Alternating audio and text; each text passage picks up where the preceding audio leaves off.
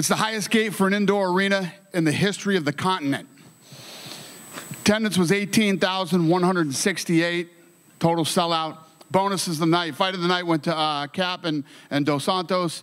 Performance of the night went to Tafa and Strickland. And one thing that I really want to point out, and somebody that I really want to thank, is the Premier, who got us back down here, and it's good to be back in Sydney. Thanks to him for all his hard work and love of the sport. How fucking crazy is this game? How crazy is this game? It's one of those ones where you just sit here for like the next week going, what the fuck happened there, you know? 23 years when I'm looking at the internet and reading all the bullshit and all these people that think they know about fighting, and I'm not fucking sitting here acting like this is what I thought was going to happen here tonight. But what do I always say? Never judge a fight until it happens. You never know what the hell is going to happen in this batshit nutty sport. Would you say this is one of the biggest upsets in the history? Yeah, I mean, if you think about Australia, the two biggest upsets ever in the men's and women's division has happened in Australia. What did you think of, we'll start with Israel, right? What did you think of his performance? I think some people are saying he looked very flat early on. He looked like he sort of didn't deal with the pressure Sean was giving him very well. What did you think of Israel? Israel looked like he was in slow motion. He looked like he couldn't get off. He looked like he was really stiff tonight. He looked very slow. Do you think that could be, you know, we always talk about his activity, but maybe there's something to be said that he might be overtrained at this point and maybe needs some time off? Or do you think it's just, hey, sometimes you have a bad night? Only Israel knows what's going on. I'm very curious to see what he says at this press conference tonight. You know, there are a million things that could go wrong. Some days you wake up and it's just not there, man. You just don't, it's not there. He looked bone dry when he came out tonight, standing up really tall, looked very slow, looked like he couldn't get off at all. Even in the 5th round, when everybody knew he needed a knockout to win the fight, there was no sense of urgency to try to finish the fight. So I don't know if he's hurt, if he's, or he just, you know, tonight's that night. Yeah. Did you speak to him in the cage at all? What's that? Did you speak? Yeah. I said, you okay? He said, I'll talk to you later. Okay. Then go to Sean Strickland. You know, he did what he's had to do, right? He came here, 100%. He beat the champion, 4 rounds to 1. Came into hostile territory, the whole world talking shit about him, the whole world saying he couldn't do it, a 7-1 underdog, came in, almost finished him in the 1st round, and won the championship, won the world title, man. So everything that we're talking about right now about how crazy this sport is, when opportunities arise, you jump on them and you take them. And, you know, you should never turn down fights when you get the call, especially if it's for a world title. Yeah. Sean's an interesting character, right, to have as champion? Yeah, you think? Yeah. You know, I'm sure it's going to get crazy in here in a little while. Yeah. Just, you know, just this week we had the thing with the fan, and I know that he was kind of exaggerating as he does, but do you need to say, like, look, if you're going to be our promotions champion, can you cut some of that out? Or do you just think, well, let's just see what happens? You know the answer to this question. Listen, we put this guy in the spot. And, you know, there was no, holy shit, we didn't know this was going to happen going into this, you know. Who the hell knows what's going to happen in here in 15, 20, 30 minutes whenever he gets in here. So it is what it is. This is the fight business, boys and girls. Yeah. And he is one of the nuttiest in the sport. Yeah. Outside of that, the Manel Cap fight against a newcomer who looks amazing too, in Dos Santos. You know, you gave it fight of the night, but what did you think of that great flyweight matchup? Yeah, fight of the night, and you know, wow, how durable and tough that kid is. I love kids. Again, a kid that got an opportunity, and he came in. He didn't come here to just show up and get paid. He came here to win tonight. I think that kid has a really bright future. I know what the answer is usually to this, but Manel's post-fight speech used a homophobic word. Yeah, I was flying around a little bit tonight. I think these guys get, you know, get a little excited.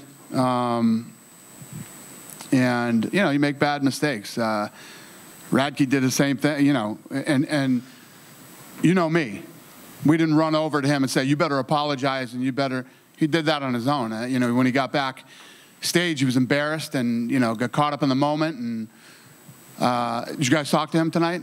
No. So he felt like he was treated like shit and, you know, all that stuff. And, you know, got emotional and whatever reason. We make mistakes.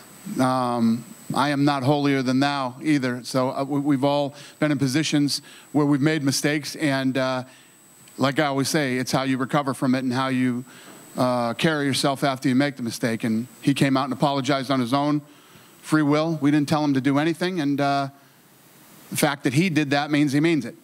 You know, I don't make anybody apologize for anything. You do what you want. You're grown men and women. You know, you're able to say whatever you want. He did it. He came back. He was embarrassed, and he apologized. So I'm sure some people will accept his apology and some people won't. Last one for me, just going back to the madness of the main event. You know, traditionally we see dominant champions get an immediate rematch, right? But Israel just had one of those with the Pereira fights. So do you kind of, I know this is a Tuesday question, but do you sort of think, well, let's just book it again because Israel looked so off? Or do you just sort of see how the division plays out and leave Israel on the side for a moment? No, I think you do the rematch, absolutely. I mean, the rematch is interesting.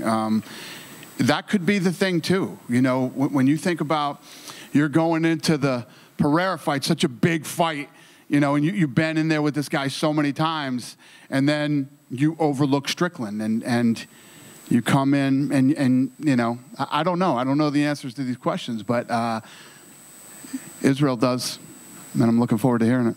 Thank you. Dan, is there any medical update on Jack Jenkins? He's one that his arm snapped in half in there. Oh, yeah, I know. Yeah, I think I don't have any updates here medically, but I think his elbow got dislocated. It just says right elbow here, but it doesn't say. I think it was just a dislocation. And I'm just curious, how do you come up with a list for bonuses tonight? Because, like, obviously Volkov became the third fighter ever to get a Ezekiel choke. Tyson Pedro had a big performance to kick off this main card. So how do you narrow down just 2-3 names on a... Yeah, I mean, Pedro deserves something, too. There's guys that... These guys we felt won the 50,000, and other guys that did really well tonight will get kicked some money, too. And so this is just kind of going off, this is just me being curious. Have you ever thought of just doing like a stoppage bonus rather than a performance bonus, like a finish bonus for just anyone who gets a finish, rather than selecting 2 or 3? Nah, this kind of works. Okay. And last one for me, you guys announced the UFC game. Fedor's in it. Did you have to fly to an island to get his permission? We did not. No. Yeah, he's in the game. How'd you pull that one off? I don't know. I guess he wants to be in the game. We paid him an obscene amount of money. I don't know, one or the other. Hey, Dana, just a quick one on Sydney. I mean, it was pretty remarkable to see CKB with 6 fights on one card. What's your reaction to sort of what the gym's been able to do in the region and just the card overall? Yeah, it's incredible. It's incredible what that team has done. And, you know, if you saw some of the footage leading up to the fight, you know, how many people are in that gym training at one time, and they treat Izzy just like they treat everybody else, and Volk, and it's impressive. It's impressive what they built here. For a rematch like Strickland and Adesanya, if that does happen, do you do this in this region yet again because of the fan base, because of the support, potentially maybe even New Zealand, or is that something that you think happens overseas now? I don't even know. You know, when you start looking at the rest of the year and laying out the card, and then getting in, we're already into like March of next year. So, as far as fights go, so I don't know. I don't know how that'll play out, but it depends on how fast these guys want us to come back here. Thank you. Yep. Dana, you mentioned fights booked up to March. Is UFC 300 going to be in April? Is that what it's looking like? I don't know off the top of my head. Yeah, have you started thinking about that one at all? Not at all. Because we had like Volkanovski back here. He said if him and Islam both win their next fights, he would love to headline. Izzy said earlier in the week he wants to be on that card. People haven't started coming to you yet? There's a lot of stuff that's going to happen between now and then. Yeah. Laura Sanko joined the commentary booth for her pay-per-view debut tonight. Did you get to listen to much, and what did you think? Yeah. The commentary team tonight was awesome. They killed it. Yeah. Do you think she'll get more opportunities on pay-per-views going forward? Sure. Yeah, she's a rock star, man. She's very good at what she does. Yeah, and earlier this week, Tyson Fury and Francis Ngannou did a press conference ahead of their fight, and Tyson was saying after this one he wants to revisit the John Jones fight, potentially, that you guys were working on. Is that something that would appeal to you at all, depending on how that goes? I don't know. We'll see how it plays out. What do you think of Francis that he was able to get that fight? We haven't heard you really speak on that. No, good for him. Thank you. Yeah. Dana, just over here. Yep. The last time the UFC came back to Brisbane was 2016, and I know you have the deal with Sydney for the next couple of years, but does the UFC have any plans to come back to Brisbane at all? Plans to go back to where? Brisbane. Where? Brisbane? Yeah. Yes. Listen, we're gonna go everywhere. Now that hopefully the world is back and heading in the right direction again. Hope that stays that way. And yeah, we're going to be traveling everywhere again. Still so many places that we haven't been since COVID, the beginning of COVID. So still a lot of traveling to do. And just another one, Tom Nolan is just up the road from me, so I thought I'd ask a question of do you have any timeline of when we can see him debut? Tom Nolan, the Dana White's Contender Series. What about him? If you have any timeline of when he'll be debuting. No. Okay. And then just lastly, the eternal featherweight champion Justin Van Heerden made weight on Saturday as a backup. I'm just curious if you happen to know him at all, and if so, what are your thoughts? The eternal kid made weight as a backup. Did who make weight? The eternal kid made weight as a backup. We don't have any plans for that. No.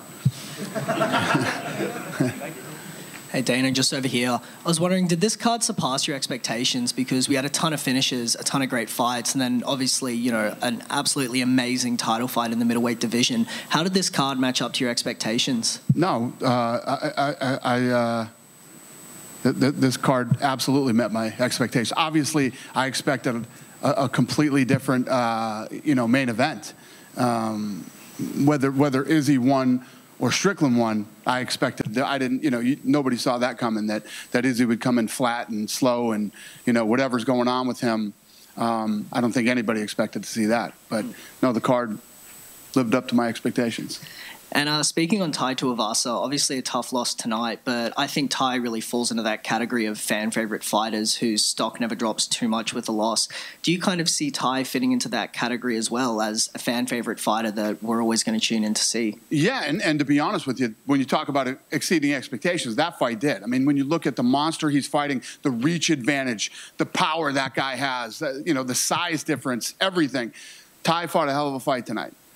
And last one from me, Gabriel Miranda had a very, very dominant submission victory over Shane Young tonight. I was just wondering where you sort of see the ceiling for him and what's next for Shane Young. Listen, when you get these opportunities to come in and take these fights, and it's like when we talk about the Contender Series on Tuesday nights. When you get these opportunities to come in and you shine like you did in the big show, yeah, it's a big deal. It's a very, very good thing. Hey, Dana. Yeah. There's been a lot of questions this week to the fighters about if they'd be interested in fighting on an Auckland card, and Dan Hooker admitted this week that the rumours were made up by him. Are there any truth to the rumours? Are you potentially coming back to Auckland in the next 6 months? Well, I don't know. We'll see. I mean, I was just at a press conference on Tuesday, and they were talking about, oh, we heard you're doing a fight in Minnesota, and all. Nothing is done until we announce it. There's lots of, when we get together on Tuesdays for matchmaking, we kick a lot of ideas around, possible matchups, possible places, but until we announce it, it's never true. Dana, the other day, Sean Strickland during the open workouts, brought a fan on stage and had a bit of a boxing sparring session with that fan. What goes through your mind when a situation like that happens? And we noticed that fan was sitting with the fighters next to Justin Gaethje tonight, funny enough. So just wondering what your thoughts around that. I don't know what I think of that. He's definitely different. He's very different, and I don't know. He's a different guy. You got me on that one. I don't even know how to answer that question. Yeah. Guys, good? Yes, sir. Dan Hooker said at Q&A on Friday night that Volkanovski's next fight was planned to be around February next year. Can you confirm that? Not till we confirm it. Fair enough. And just final question. Do you see Alex Pereira potentially finding his way back into this middleweight title picture if he doesn't succeed at light heavyweight? I don't think so. I think he'll stay at light heavyweight, it'll be, I don't know. But I don't think so. I don't see him cutting back down again. It's a lot of weight to cut. The guy's a monster. Thank you. Thank you. Have a great night, you guys.